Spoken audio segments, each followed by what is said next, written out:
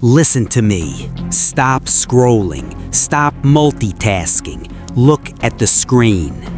You are walking through life with a target painted on your back, and you don't even know who was holding the gun.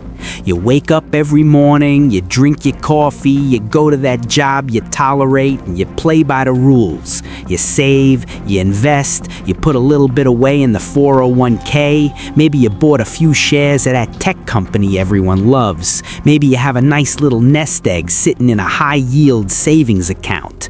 You look at those numbers on your phone screen, those green pixels, and you tell yourself, that's mine, I earned that. That is my safety. I am here to tell you that you are hallucinating. They lied to you. The biggest lie wasn't about inflation. It wasn't about the job market. It wasn't about the housing bubble. The biggest lie, the one that holds this entire house of cards together, is the lie of ownership. You think you own your house? Try missing a property tax payment and see who the real landlord is. But that's old news. That's low-level suppression. I'm talking about something much darker. I'm talking about the stock market, the bond market, the banking system. There is a mechanism in place right now, completely legal, signed, sealed, and delivered that turns you from an owner into a creditor. And not just any creditor, an unsecured creditor. That means when the music stops, and the music will stop, you are last in line. You don't get a seat. You don't even get to stand in the room. We aren't talking about a market crash. A crash is when prices go down. You still own the shares, they're just worth less. No, I am talking about a taking, a systemic evaporation of your legal right to the asset itself. Imagine waking up tomorrow. The market hasn't crashed. The numbers are still there, but your access is gone. Not because of a hacker, not because of a glitch, but because the system is working exactly as it was designed to work. The collateral, your life savings, has been swept up to save the too-big-to-fail monsters, and the law says they have priority over you. This isn't a conspiracy theory from the dark corners of the web. This is documented in the Uniform Commercial Code. It's in the fine print of the user agreements you didn't read. It's in the bankruptcy reforms passed while you were watching reality TV. The game is rigged, the table is tilted, and the dealer has an ace up his sleeve that lets him sweep every chip off the table whenever the house is losing. Welcome to the real world. Welcome to the zero sum. Let's go back to the scene of the crime. Most people think the crime happened in 2008 or maybe 1971 when Nixon took us off the gold standard. Those were just setup moves. Those were the distractions. The real heist was a slow-motion robbery that took place over decades in boring conference rooms, using legal language so dry it would choke a camel. It started with a concept called dematerialization. Sounds futuristic, right? Efficient. Back in the day, if you owned a stock, you got a piece of paper, a certificate with your name on it. If the broker went bust, you still had the paper. You were the owner. It was property. But the boys on Wall Street, the architects, they didn't like that. Paper is slow. Paper is hard to trade at the speed of light. They wanted velocity. So they convinced the world that holding physical certificates was antiquated. They moved everything to electronic book entries. Now follow the money. When you buy a share of stock today, let's say you buy Apple, do you think Apple has your name on a ledger somewhere in Cupertino? Do you think they know you exist? No. Your name is nowhere. The stock is held in the name of a massive entity called Seed and Company. That's the nominee for the depository trust company. They hold the master certificate. Then your broker holds a security entitlement against the depository trust company. And finally, you hold a security entitlement against your broker. Do you hear that word? Entitlement. You don't own the stock, you own a contractual right to the stock. You are a beneficial owner. It sounds nice, doesn't it? Beneficial. It sounds like they're doing you a favor, but in legal terms, it means you're one step removed from reality. Here is the smoking gun. It's in the Uniform Commercial Code, specifically Article 8. This is the law that governs financial markets in all 50 states. Over the last few decades, lobbyists for the systemically important banks worked quietly to change the wording of this law. They created a legal hierarchy. At the top are the secured creditors, the big banks, the clearinghouses, the derivatives monster. At the bottom, you, the retail investor. The law now states, in the event of a catastrophic failure of a major broker or clearinghouse, the assets held in street name, that's your assets, can be used as collateral to pay off the secured creditors first. It's called rehypothecation on steroids. They take your asset, pledge it as collateral for their gambling debts in the derivatives market, and if they lose the bet, the casino takes your asset to cover the loss. And the law says it's perfectly legal. It's called safe harbor protection. Think of it like a parking garage. You pay to park your car, you get a ticket, but in the fine print on the back of the ticket, it says if the garage owner goes bankrupt, the bank can take your car to pay off the garage's mortgage. That is the financial system we live in today. This wasn't an accident. This wasn't a mistake. This was a deliberate architectural change to the plumbing of the global economy. An ex-banker, a guy who spent decades inside the belly of the beast, recently blew the whistle on this. He dug through the legal archives. He found the paper trail. He found that during the dot-com boom, while everyone was distracted by IPOs and the internet, the legal framework was being rewritten to ensure that the next time the bubble burst, the elites wouldn't be left holding the bag. You would. They turned your property into their poker chips, and they've been bluffing with your life savings ever since. You need to understand the psychology of the hustle. Why would they do this? Why rig the game so severely that it risks destroying the whole social contract? To understand the why, you have to look at the big cycle. Empires are like living organisms. They're born, they grow, they peak, they get fat and lazy, and then they die. Every single time. The Dutch Empire, the British Empire, and now, well, look around. In the beginning of the cycle, the empire is hungry. People work hard. They save money. The currency is backed by hard assets. Gold, silver, production. Education is about building things. The society is disciplined. This is the come up. This is where wealth is actually created.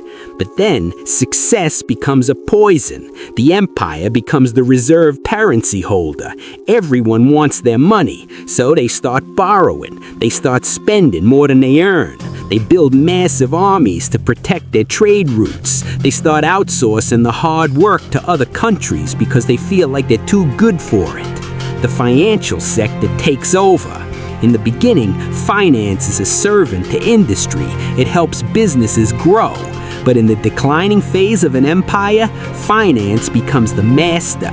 It stops funding production and starts funding speculation. We are at the end of that cycle. The debt is unpayable. The United States government owes $34 trillion. The unfunded liabilities, Social Security, Medicare, are over $200 trillion. There's not enough money in existence to pay that back. The architects know this. They aren't stupid. They know the math doesn't work. When you play Monopoly, what happens when one player has all the property and the other players run out of cash? The game ends. The board gets flipped. But in the real world, the people holding the property don't want the game to end. They want to stay on top. So when the debt gets too high, when the currency is diluted to the point of worthlessness, they need a new source of value to keep the machine running. They need collateral. The entire global financial system is built on collateral. Banks lend to each other based on collateral. Derivatives, which is a quadrillion-dollar market of bets on debts, are backed by collateral. As the quality of the debt gets worse because the government is broke, the demands for pristine collateral goes through the roof. What is pristine collateral? It's your stocks, it's your bonds, it's your pension fund. That is the pool they're eyeing. They looked at the balance sheet of the world and realized the governments are broke, the banks are leveraged 100 to 1. Where is the real value? It's in the retirement accounts of the middle class. It's in the sovereign wealth funds. It's in the ETF. So they built a trap. They realized that if the system crashes, a real crash, a deflationary collapse where the credit bubble pops, the only way to save the systemically important institutions is to confiscate the collateral of the common people. This is the great taking. It's the final harvest of a dying empire. They spent the last 40 years getting you addicted to financialization. They told you, don't save in cash, cash is trash. Put it in the market, buy the index, compounding interest. They herded you into the pen. They've fattened you up with gains. Look, the S&P 500 is up. You're rich. But it was all a setup. They needed you in the system, holding those security entitlements, so that when the liquidity crisis hits, they have a massive pool of assets to seize. It's the ultimate rug pull. Think about the arrogance of it. They print money to cause the inflation. You struggle to keep up, so you invest in their stock market to protect your purchasing power. Then they crash the market and use the legal loopholes they wrote to take the assets you bought with the devalued currency. They burn the candle at both ends, and you are the wax. This is exactly what happened in the 1930s, but on a smaller scale. Gold was confiscated, contracts were rewritten, but today it's digital, it's instant, it's global. There is a dormancy in the system right now, a quiet hum, like the sound of a high-tension wire right before it snaps. The architects have moved all the pieces into place. The central clearing parties have been capitalized. The bankruptcy laws have been harmonized across the G7 nations. They are ready. Are you? Let's play a game. Let's simulate exactly how this goes down, because if you can visualize the trap, you might have a chance of seeing it before it snaps shut. It won't start with an explosion. It won't start with a guy on TV screaming that the world is ending. It starts on a Tuesday, just a regular, boring Tuesday. Maybe bond yields spike a little, maybe a mid-sized bank in Europe fails. Nothing you haven't seen before, but deep inside the plumbing of the financial system, inside the algorithms of the depository trust company or the CLS bank, a trigger is tripped. The velocity of collateral stops. Banks stop trusting each other. They stop lending overnight. The repo market freezes. This is the lifeblood of the global economy. If the repo market stops, the ATMs stop. So the emergency continuity override kicks in. This is that dormant line of code the ex-banker warned us about. You try to log into your brokerage app, Robinhood, Schwab, Fidelity, doesn't matter. You see a spinning wheel, then a message, service unavailable due to high market volatility. We are working to restore access. You think, annoying, I'll check back in an hour. You check back in an hour. Now the message is different. Account status restricted pending regulatory review. You go to Twitter. Everyone's freaking out. Why can't I sell? Where's my money? The hashtags are trending. Market freeze, bank run. Then the news breaks. The Federal Reserve, the ECB, and the Bank of Japan announce a coordinated holiday. They close the markets to stabilize prices. They tell you it's for your own good. They say they're preventing a panic, but behind closed doors, the great taking has begun. The secured creditors, the massive entities that hold the derivatives contracts, declare a default event. They exercise their legal right to seize collateral. Remember those security entitlements, those IOUs? They are being called in. Your broker held your shares in a commingled pool. That means your shares were mixed in with everyone else's and used as leverage by the broker. When the broker becomes insolvent, that entire pool is handed over to the secured creditors. Your shares of Apple? Gone. Your index funds? Gone. Reassigned. Not stolen, reassigned according to the law. Days pass, the markets finally reopen, but your account balance is different. Maybe it shows 0, maybe it shows a fraction of what was there, or maybe, just maybe, it shows a new number. But it's not in dollars, it's in federal stability credits, or Fed coin. The government steps in as the hero. They say, the greedy bankers crashed the system, but don't worry, we're here to save you. We're issuing a digital central bank currency to everyone who lost money. But there's a catch. This new money is programmable. You can only spend it at authorized retailers. You can't hoard it. It has an expiration date. You can't send it to unapproved individuals. And you certainly can't use it to buy hard assets like gold or guns or ammo. You have been bailed in. Your independent wealth, that capital that gave you freedom, has been converted into a state-controlled allowance. You own nothing, and you're told to be happy because at least you're not starving. This is the trap. The trap isn't just about money, it's about control. If you control the ledger, you control the behavior. If you can turn off a man's ability to buy food because he expressed a dissenting opinion, you don't need a police state, you don't need gulags, you have a digital prison without walls. The Great Taking is the bridge to this new system. They need to wipe the slate clean. They need to destroy the old debts and the old claims on assets to build the new digital control grid. This is why they hate crypto, real crypto, not the scams, but the decentralized stuff, because they can't hack it with a line of code. This is why they hate physical gold, because they can't hack a gold bar buried in your backyard. The system is designed to funnel you into financialized assets, things that exist only on a computer screen, because those are the things they can take.